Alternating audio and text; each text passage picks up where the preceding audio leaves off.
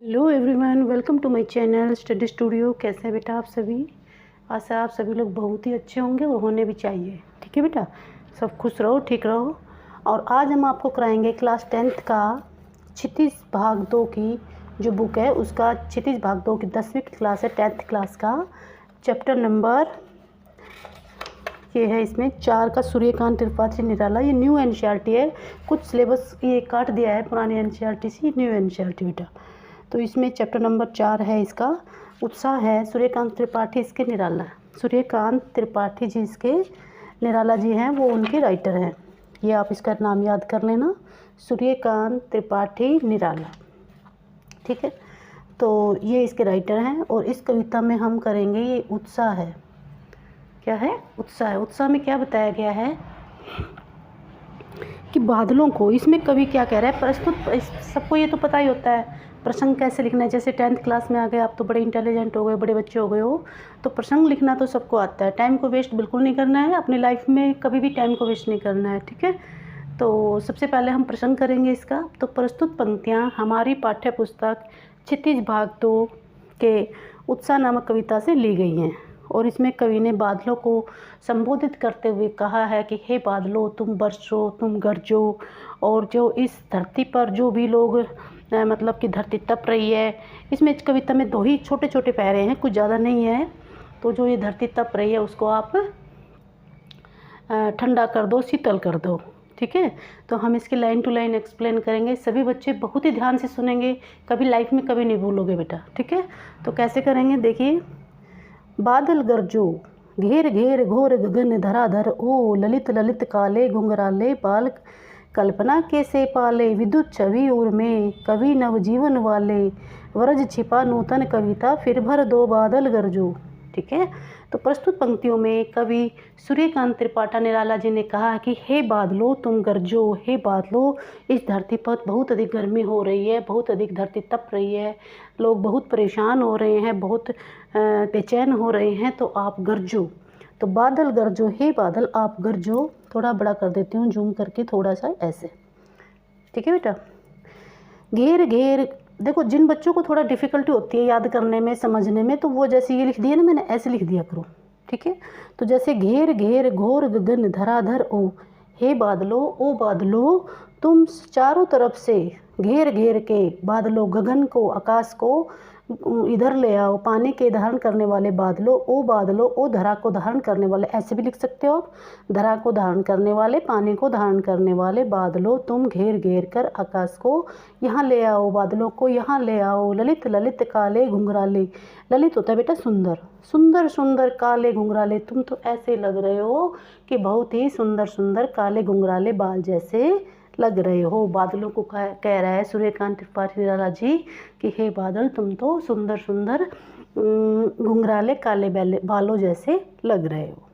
बाल कल्पना कैसे पाले, ऐसे लग रहा है जैसे बालक कल्पना करके कुछ अमेजिंग कर लेते हैं ना, पाल लेते हैं, तो तुमने भी बाल कल्पना के जैसे पाले हुए हैं। विद्युत छवि उर में कवि नवजीवन वाले, व्रज झिपा नूतन, देखो नूतन होता है नया, इनके अर्थ देख लिया करो आप। और विद्युत छवि उर में, देखो विद्युत होता है बिजली, छवि मतलब सुंदरता, उर में मतलब होता है हृदय में।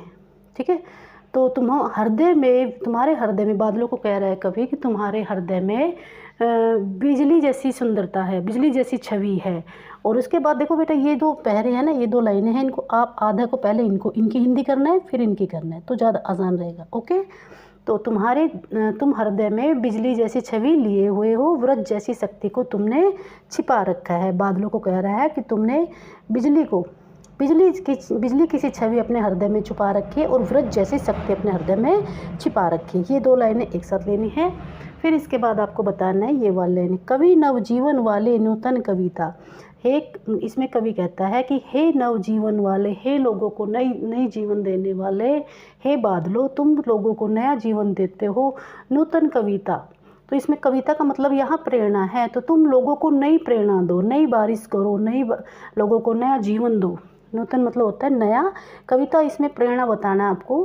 तो हे कवि, इसमें कवि कहा है नई जीवन देने वाले तुम, लोगों को नया जीवन देने वाले हो, नई प्रेरणा देने वाले हो। फिर भर दो बादल गरजो, तुम हे बादल फिर से भर दो और फिर से बरसो, और फिर से बादलों को खूब बारिश करो, खूब गरजो, खूब बरसो।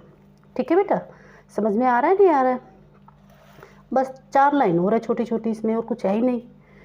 ये देखिए, विकल विकल उन्नत थे उन्मन। देखो बेटा, विकल होता है बेचैन, विकल विकल बेचैन, बेचैन, उन्मन थे परेशान थे। ठीक है, बेचैन थे परेशान थे। विश्व के निदान निदाग, निदाग मतलब होता है तपती गर्मी। क्या होता है? तपती गर्मी के सकल जन, सकल मतलब सारे, जन मतलब संसार के सभी जन, विश्व के मतलब विश्व के तप, तो आप इसकी हिंदी कैसे करेंगे? बेचैन ये होता है परेशान, विश्व मतलब संसार, निदाग होता है तपती गर्मी से, सकल मतलब सारे संसार को।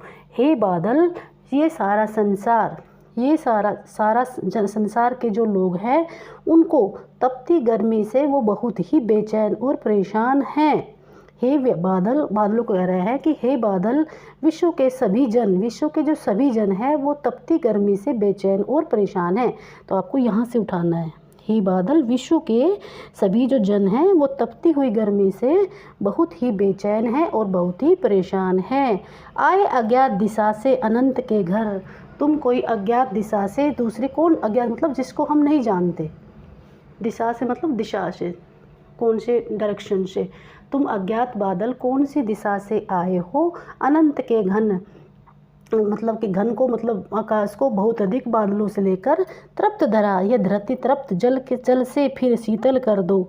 तुम कौन सी दिशा से बादल आए हो? अब बादल उनको दिखाई दिए हैं राइटर को, तो कह रहे हैं कि तुम कौन से दिशा से आए हो और इस तपती हुई धरती को तृप्त कर दो, मतलब तृप्त कर दो यानी कि पूरा भर दो, इस धरा मतलब पृथ्वी को जल से फिर से शीतल कर दो, और तुम इतना बरसो कि पूरी धरती शीतल हो जाए, सभी तरफ जल ही जल हो जाए और सबकी जो तपती हुई गर्मी है वो ख़त्म हो जाए। ठीक है, तो आपको पता है जून जुलाई में कितनी गर्मी होती है, तो आपको थोड़ा याद करने में दिक्कत होती है, तो आप उस टाइम को याद करो कि जिस टाइम जून जुलाई में कितनी गर्मी होती है तो बादलों को लोग कितना इंतज़ार करते हैं, तो ये उस समय के वर्णन है। शीतल कर दो बादल गरजो, हे बादल तुम गरजो और बरसो। ठीक है बेटा, बहुत छोटी है। विकल विकल उन्नत थे, आप यहाँ से देखेंगे दोबारा, विश्व के निदास के सकल जन है, इस विश्व के सभी जो जन हैं वो बहुत ही बेचैन और परेशान हैं गर्मी से। आए अज्ञात दिशा से, तुम कौन सी दिशा से आए हो, अनंत के घन, तुम बहुत अधिक अधिक, घन मतलब बादलों को, तृप्त तुम बहुत अधिक मतलब बहुत अधिक बादल आ गए हैं, तो हे बादल तुम कौन सी दिशा से आए हो, तृप्त कर दो इस धरती को, तृप्त कर दो, फुल भर दो, जल से फिर से शीतल कर दो, तुम इतना जल बरसो कि फिर से जल से शीतल हो जाए ये धरती। ठीक है, बादल गरजो। ठीक है, तो बहुत ही छोटी सी और बहुत ही इंटरेस्टिंग सी कविता है, ज़्यादा बड़ी मैंने की भी नहीं है, छोटी सी में 8 मिनट की में कंप्लीट हो गया है। और ये बादल की जैसे काले बादल, सफ़ेद बादल, इस तरीके से बादल दिखाई गए हैं। आप अपनी बुक में, नोटबुक में उसको बादल का ये चित्र बना सकते हो, और प्रश्न भी लिखना है बेटा, और इसका वो व्याख्या लिखनी है। उसके बाद आपको लिखना होता है सरलार्थ, सॉरी व्याख्या और सरलार्थ एक ही होता है। उसके बाद आप क्या लिखेंगे, उसके बाद विशेष लिखा करो। विशेष में क्या लिखेंगे, कवि यहाँ बादल को गरजने के लिए आह्वान करता है और संपूर्ण वातावरण को जोश और उत्साह से भरने के लिए क्रांति उत्पन्न कर सकता है। बादल होता है क्योंकि वो बादल अगर आएगा, बारिश आएगी तो संपूर्ण वातावरण में जोश हो जाएगा, उत्पन्न हो जाएगा, क्रांति उत्पन्न हो जाएगी। तो बादलों को क्रांति करने के लिए कवि ने कहा है। ठीक है, और दूसरा पॉइंट लिखेंगे, इसमें में अनुप्रास अलंकार है, पुनरुक्ति अनुप्रास अलंकार है, और पुनरुक्ति, उपमा और मानवीय अलंकार का प्रयोग हुआ है। भाषा थर्ड में लिखेंगे, भाषा सरल है, सहज है। ठीक है, और इसके आपको और अच्छा करना हो, और ज़्यादा नंबर चाहिए आपको, तो जैसे इसके जो वर्ड, जिसके जैसे अर्थ होते हैं ना बेटा, छोटे छोटे वर्ड होते हैं, जैसे ललित का, धराधर का, नूतन का, नवजीवन का, छवि का, विद्युत का, तो इस तरह के जो भी वर्ड, जैसे ये पैरा आ गया तो इसके आपको वर्ड मीनिंग शब्दार्थ के नीचे जैसे एक नीचे लिखेंगे, इसमें ये शब्दार्थ है और ये इनका अर्थ है, तो आपको फुल नंबर मिलेंगे, कोई भी आपका 1 नंबर भी नहीं काटेगा।